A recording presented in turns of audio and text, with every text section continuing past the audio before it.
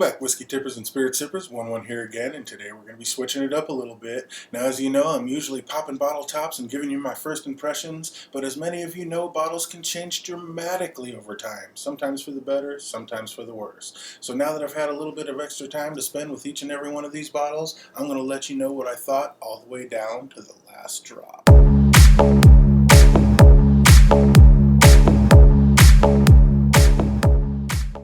Now, as many of you know, it was the Game of Thrones collection that brought me into the world of whiskey, and out of all of them, I might have to say that the Oban Bay Reserve NightsWatch is probably my favorite in the whole edition.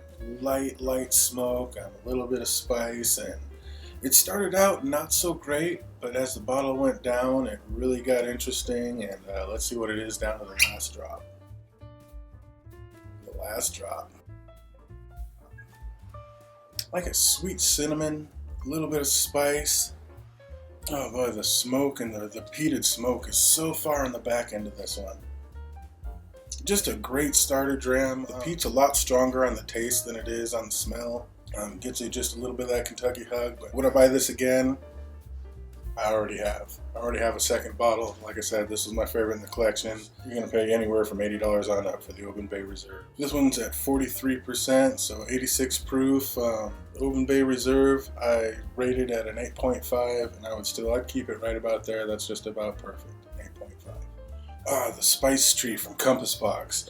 This one would have been in the running for my Whiskey of the Year had I done it. I went through this bottle faster than I went through any other bottle I've ever had of whiskey. It was just so tasty. Definitely the first one I grabbed for every time. Just floral and berries and almost so sweet it almost has like an Irish whiskey taste or tick to it. But it's definitely its own thing. Would I buy this again? I do believe so. From start to finish, I really like this one. Let's see how it tastes at the end of it. Let's drop. Wow, still just a light, sweet berries freshness. Oh man, just honeydew and just, yeah, lots of sweetness on this one. And the taste is just more of the same. It's at 46%, so right there at 92 proof. That seems to be about my favorite proof. Right there in the fun zone for me. Rich, round, and intense. That's absolutely true. I rated this one a 9, and I'd still rate this one a 9. Absolutely delicious. Johnnie Walker Green Label. I heard so much about this. Really looking forward to tasting it. They said there's just a light bit of peat, so it'd be nice to dip your toe in the water. This, I couldn't smell any peat on it whatsoever when I first got it. Once you drank it a little bit, I still couldn't taste it. Halfway down the bottle, this thing opened up tremendously. It was a whole new world, became a lot more enjoyable, because at first it was just super bland. I was like, what is everybody talking about with this? But halfway down it got good, and let's see how it is for the last drop. Yeah, this one I was not impressed with at first. It did get a little bit better halfway through, or about a quarter of the way through. Then it got a lot better halfway through, and then it became, fairly enjoyable for the last half of it. But to have to wait so long for it to open up is just, I was a little put off by that. So let's see how the last drop is. Still just sweet green apples, freshness. Johnnie Walker's 43% ABV, so 86 proof. It's a little expensive up here in Washington for some reason. I actually had my buddy grab me one down in Oregon, so I didn't have to pay the tax on it. I pay anywhere from $60 to $80 up here. I know it's a lot cheaper other places in the country, but up here in the Northwest, you will pay. Yeah, just floral, sweet green apples, real sweet. On the taste, that peat did open, it's still there, it opened up a little bit, but all in all, a pretty flat dram. Yeah, I rated this one a 7.5, and I think that's, unless I dropped it down to a 7, but it's right there, a 7.5. I'm actually in no hurry to rebuy or put this one back on my shelf. The GlenDronach 12. I have come to find out I really love the GlenDronach distilleries. I really love their flavor profile. I've loved all the ones I've tasted from them, and the 12 is where it all begins. It's a little bit thin. I don't want to say watered down, but it is just a little bit thin. It's bottled at 43%. I really wish it was at 46%, but we have to take the 86 proof. If it was 92 proof, I think it would be magical. But at 86 proof, it's still an absolutely delicious dram, and for the value, if I would have done a Whiskey of the Year last year, this probably would have been it. It started out absolutely amazing, like I said, a little bit not watered down, but a little bit thin, Let's see how it ends up on the last drop. Oh, just a smooth, intense berry. So rich and just, like I said, this would have been my whiskey of the year had I done one. It still smells absolutely amazing. Let's see how it tastes. Slunge by. This is one that didn't change very much from the start to the finish. This one stayed pretty consistent all the way through. And that's how you know it's an absolutely amazing dram, because they know what they're doing and they're doing it the right way. GlenDronach 12, if you know a beginner or trying to get somebody into whiskey and you want to kind of give them baby steps on the way in, this is a fantastic place to start. Smooth, easy sipper, and just absolutely nothing wrong with this one. Love the GlenDronach 12 all day, so it's already on my shelf again. GlenDronach at $59 a bottle. I mean, it's probably one of the best value whiskeys out there. That's actually a really good whiskey. The Macallan 12, the one that everybody battles and puts up against the GlenDronach 12 and usually loses. The Macallan 12 seems to be where a lot of people started. It's what got a lot of people into whiskey. This is the sherry oak cask. It's at 43%, so 86 proof. I mean, of course, you always wish it was a little bit higher. Macallans that are higher proof, I really love. But this one just has a sulfur note that I just could not get past. When you first opened it up, it's truly almost unbearable. As the bottle goes down a little bit, it does get a little bit better, but that sulfur is just, it's so overbearing. Some people really like it, but it just hasn't been for me. Let's see how it ends in the last drop. Last drop. So like I said, as the bottle's gone down, that sulfur note has tamed a little bit, and it's not quite so gnarly. Here in the last drops, it's really tamped down quite a bit. It's just more of a nice, sweet sherry note now. It's on the smell. Let's get the taste. It's thinned out just a little bit. It doesn't seem to have all the bold flavors. It lost that sulfur note quite a bit, but it's also lost some of the other flavors. This one didn't quite hold it down all the way from the start to the finish, but I mean, it's a decent dram. It's about $60. I mean, it's, like I said, this is the one that gets a lot of people into whiskey. Some people really like that sulfur note, but for me, it's just a bit much, and I'm not in any hurry to replace this one on my shelf. The Glenmorangie 12 Lasanta. This is another one that I absolutely flew through. It was so good. The great place to start. This is almost like, I consider this a step above cherry Kool-Aid. This is such an easy sipper, so light and easy, smooth going down. This is another one. If you know somebody that you're trying to get into whiskey and you don't want to floor them with anything too peated or anything too gnarly, this is an absolutely great place to start just because it's so sweet and easy. Like I said, I remember this being one step above Kool-Aid. See how it fared all the way down. Last drop. The Lasanta is another one. It's bottled at 43% ABV, so the 86%, of course, you always like it a little bit more. But like I said, if you're just getting somebody that's new to whiskey or you like the sweeter whiskeys, this is a great place to start. And it's not too much. It's not going to knock anybody over. It's not anything intimidating. Just a sweet, easy, smooth sipper. Berries and cherries and honey. Smooth, easy all day. Like I said, it's like a step above cherry Kool-Aid. It's so good. Make sure you get the last drop on this one. The Glenmorangie, the Lasanta, absolutely love it, and I probably will be replacing this one sometime soon. I do love my Irish whiskeys, and the RedBreast 12 is where it all started. This was either the first or second bottle I got right outside the Game of Thrones collection, and I gotta be honest, when I very first picked it up, it was way too prickly for me. I didn't thoroughly enjoy it. It was just too sharp, too bitey, and it was just a bit too much for me.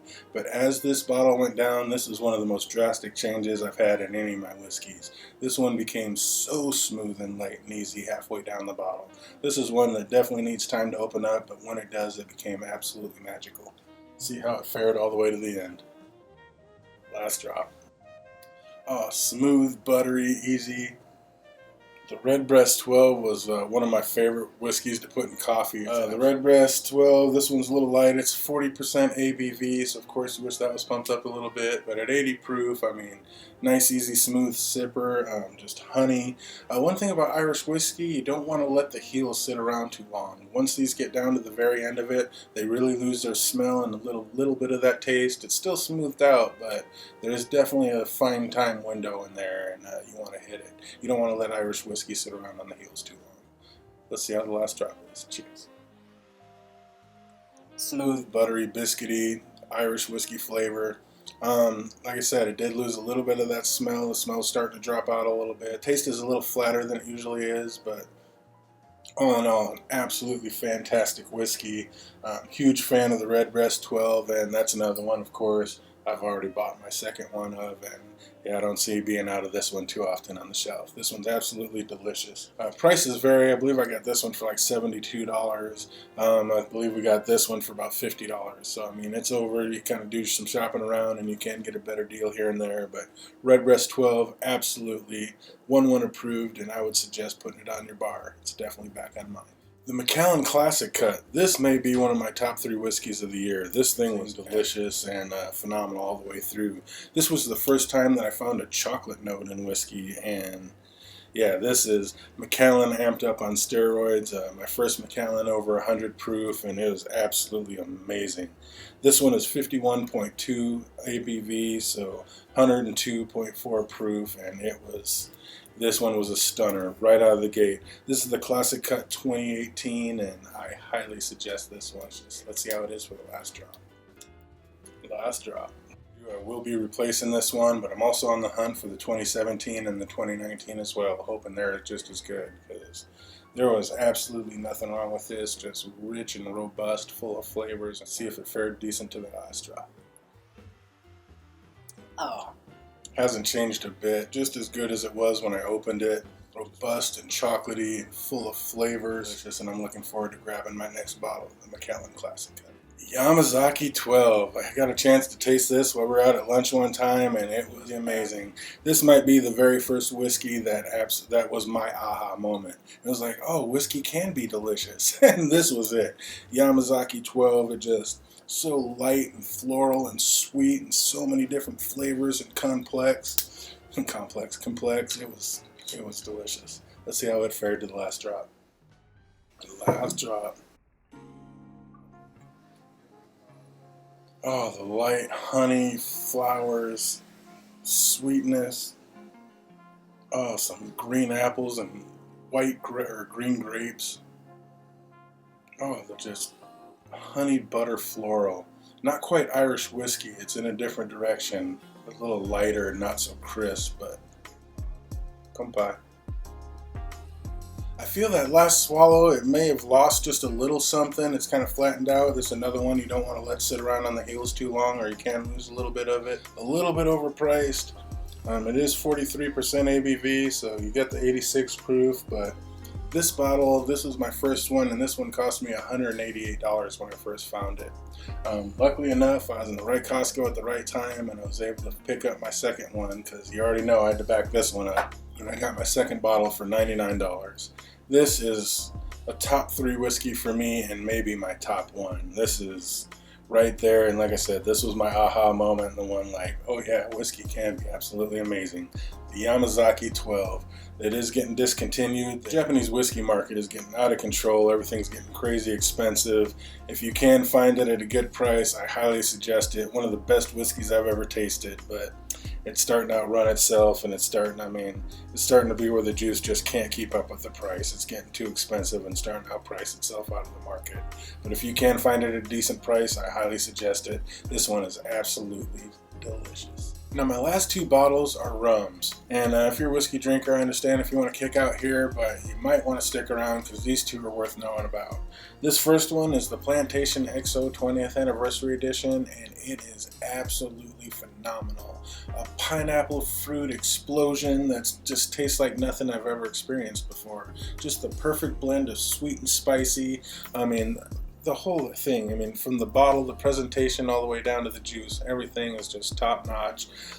Just an absolutely amazing jam from Barbados. Let's see how this one fared towards the end. Last drop. Still just sweet, spicy, and pineapples with fruit meshed all around it. This is one of the most amazing spirits I've ever tasted in my life. It is absolutely phenomenal. It's definitely a top 3 rum and probably a top 5 spirit. All the way down to the last drop, it hasn't missed or changed a bit. It is from start to finish, one of the best juices you can ever taste. The Plantation XO is about $66 a bottle, worth every penny, and I rate this one a 9.5 out of 10. Highly suggest this one. I already have a second bottle, and you're darn tootin', I'll be having a third when it runs dry. I don't see myself ever being out of this or not having it on the shelf. Absolutely phenomenal stuff. To finish it off, this one, I typed in best rum in the world, and this is one of the top ones that popped up. I believe this was the top one that popped up on that particular search. The Zacapa XO. This was so good. I had the 23. The 23 was good. Once I had this, it was even better. It topped it. I don't want to say so much better, but so much better.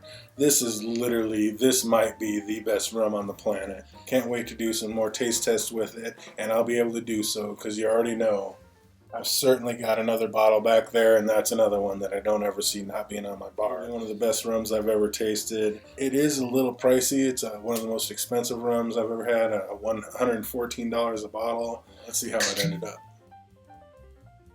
Last drop. This just looks like liquid gold in a glass. Just absolutely beautiful. Oh, smells phenomenal. Just that rich, viscous, just, I don't want to say thin, but just perfectly toned in. One of the most phenomenal spirits I've ever had. This may truly be my spirit of the year if I had done one. So good. Absolutely a phenomenal rum. It's 40% ABV, so it's 80 proof, but it absolutely delivers in each and every way and may truly be my favorite spirit of all time. I did pay $114 for my first bottle up here in Washington, but I did find out that it's a lot cheaper down in Las Vegas, so went down there and picked up my second bottle for $84. So take the good with the bad, and make sure you're always keeping an eye out, because make sure you're on that search, because you can always save quite a few dollars from one store to the other. So Zacapa XO, maybe my favorite spirit of all time. So that's going to do it for me. I hope you like the new reviews. I'm sure it'll be edited and switched up and changed here and there. This is my first one doing it, but I had a blast doing it. But like I said, this is my first year in the spirit world, not just drinking Captain Morgan private stock. So yeah, it's been an absolute blast going on this walk through the world of whiskey and trying out all the new great rums. And so I hope you guys are enjoying this walk just as much as I am, and I hope I gave you a few tips and answered a few questions. If you have any other ones, go ahead and leave them below. If you guys like what you're seeing, there's going to be all kinds of more content coming down the way, so go ahead and hit that like button, subscribe, and click that bell so you know when my next one comes out. Other than that, I hope you guys have an absolutely phenomenal rest of the week, and until we see you next time, cheers.